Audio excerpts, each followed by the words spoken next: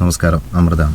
കുറച്ച് നാളുകൾക്ക് ശേഷം ഒരു പ്രോഡക്റ്റ് വാങ്ങിയതാണ്. അപ്പോൾ ഇതിനിടയ്ക്ക് ദീപാവലിക്ക് എനിക്ക് തോന്നുന്നു ഞാൻ ബ്ലോപ്പുന്തിൻ്റെ ഒരു TWS ഹെഡ്സെറ്റും അതുപോലെ പിന്നെ ഒരു ബ്ലൂടൂത്ത് സ്പീക്കറും വാങ്ങിച്ചെന്ന് തോന്നുന്നു. അപ്പോൾ അങ്ങനെ ഇരുന്നപ്പോഴാണ് ഒരു സ്മാർട്ട് വാച്ച് വാങ്ങണമെന്നുള്ളതുകൊണ്ട് ഞാൻ ശരിക്കും ഒരു ആപ്പിൾ എക്കോസിസ്റ്റത്തിലോട്ട് പോകണമെന്നുള്ളൊരു ഐഡിയയിലായിരുന്നു. പക്ഷെ പണി കിട്ടിയെന്ന് പറഞ്ഞു കഴിഞ്ഞാൽ ആപ്പിളിൻ്റെ സീരീസ് 3 ഞാനൊരു സെക്കൻഡ് ഹാൻഡ് ഒരു വാച്ച് നോക്കിയായിരുന്നു. ഈ വാച്ചൊക്കെ സെക്കൻഡ് ഹാൻഡ് നോക്കുമ്പോഴത്തേക്ക് അത് എത്രത്തോളം റഫ് യൂസ് ചെയ്തു എന്നൊക്കെ ഉള്ളത് കംപ്ലീറ്റ് സ്റ്റഡി ചെയ്തിട്ടൊക്കെ വാങ്ങിക്കാൻ പറ്റും. അങ്ങനെ നോക്കിയപ്പോൾ എനിക്ക് വാച്ച് ഇഷ്ടപ്പെട്ടു, പക്ഷെ അതിൻ്റെ ഒരു സ്വിച്ച് വർക്ക് ചെയ്യുന്നില്ല. അപ്പോൾ അതുകൊണ്ട് ഞാൻ പിന്നെ അത് ഒഴിവാക്കി. എന്നിട്ട് ഞാൻ ആപ്പിൾ വാച്ചിൻ്റെ തന്നെ സീരീസ് 4 ഒന്ന് ചെക്ക് ചെയ്തു. അപ്പോൾ സീരീസ് 4 പ്രശ്നം എന്ന് പറഞ്ഞു കഴിഞ്ഞാൽ സീരീസ് 4 എൻ്റെ ഇരിക്കുന്ന OS, അതായത് 15 iOS-ആയിട്ടൊന്നും കണക്റ്റ് ആകത്തില്ല. അപ്പോൾ അതൊക്കെ ആപ്പിളിൻ്റെ ഒരു അപ്ഗ്രേഡേഷൻ സ്ട്രാറ്റജി ആണെന്ന് തോന്നുന്നത്. കാരണം OS ലേറ്റസ്റ്റ് ആയിട്ടുള്ള OS ആണെങ്കിൽ മാത്രമേ നമുക്ക് സീരീസ് 4 എന്ന് പറയുമ്പോഴത്തേക്ക് അതാണ് 2018 ഓർ 2019 കണ്ടിറങ്ങിയ വാച്ച് സീരീസ് ആണ്. അപ്പോൾ അതിന് പോലും അവർ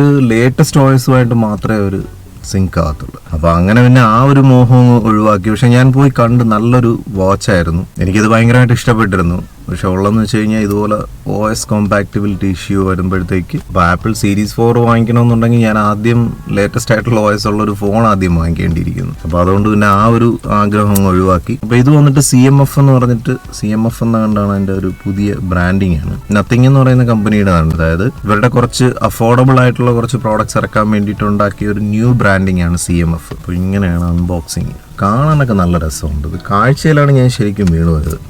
അപ്പിയറൻസ് വൈസ് ഒക്കെ നല്ല സ്റ്റാൻഡേർഡ് ആയിട്ടുണ്ട്. പിന്നെ പ്ലാസ്റ്റിക്സ് ഒക്കെ കുറച്ചിട്ടുണ്ട്. എനിക്ക് തോന്നുന്നു ഇവർ ശരിക്കും ആപ്പിൾ ഇൻസ്പയർഡ് ആയിട്ടുള്ളൊരു പ്രോഡക്റ്റാണ്. കാണുമ്പോൾ തന്നെ അറിയാം, ഒരു പെട്ടെന്നൊരു ഫസ്റ്റ് ലുക്ക് നമുക്കൊരു ആപ്പിൾ ഫീൽ കിട്ടുന്നുണ്ട് ഇതിന്. പ്ലീസ് അൺബോക്സ് ചെയ്ത് കഴിഞ്ഞാൽ രണ്ടാമത്തെ പേജിൽ ഇങ്ങനെ കുറച്ച് ഇൻസ്ട്രക്ഷൻസ് ഉണ്ട്. എനിക്ക് തോന്നുന്നു ആപ്പായിരിക്കും. CMF app.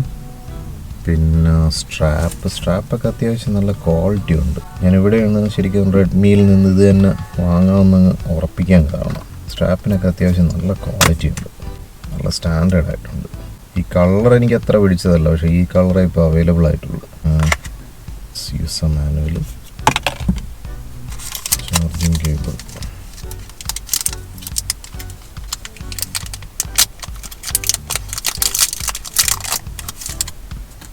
Magnetic charging cable.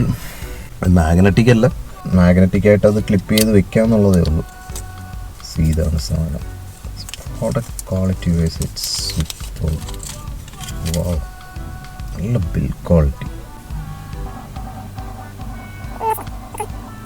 ബാക്കിൽ പ്ലാസ്റ്റിക് ആണ്. ഇപ്പോൾ ചൂടെടുക്കുന്ന വണ്ടിക്കൊരു നല്ല 8ൻ്റെ പണി കിട്ടി. അത് ഞാൻ വിശദമായിട്ട് ഒരു വീഡിയോ ആയിട്ട് ചെയ്യാം.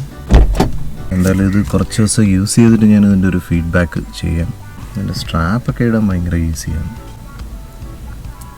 അതിന് കംപ്ലൈൻ്റൊക്കെ ആയി കഴിഞ്ഞാൽ ഇത് വാങ്ങിക്കാൻ കിട്ടുമെന്നുള്ളതാണ് സംശയം. ഓക്കെ, ഫൈൻ, അത്രയേ ഉള്ളൂ, സിമ്പിളാണ്. എന്തായാലും ബിൽഡ് ക്വാളിറ്റി വൈസ് വളരെ സോളിഡായിട്ടുള്ള ബിൽഡ് ക്വാളിറ്റി എന്നൊക്കെയാണ് ഇത് റിവ്യൂ ഒക്കെ ചെയ്തിട്ടും തള്ളി മറിച്ചത്. അപ്പോൾ എന്തായാലും നമുക്കൊന്ന് യൂസ് ചെയ്തിട്ട് ഒരു 1 വീക്ക് യൂസ് ചെയ്തിട്ട് ഞാൻ എൻ്റെ ഒരു ജെന്യൂൻ ആയിട്ടുള്ള ഒരു യൂസർ എക്സ്പീരിയൻസ് ഷെയർ ചെയ്യാം. ഇതിനിടയിൽ പല വാച്ചും യൂസ് ചെയ്തിട്ട് ഡെഡായെന്നൊക്കെ പറഞ്ഞ് അപ്ഡേറ്റൊക്കെ ഉണ്ടായിരുന്നു.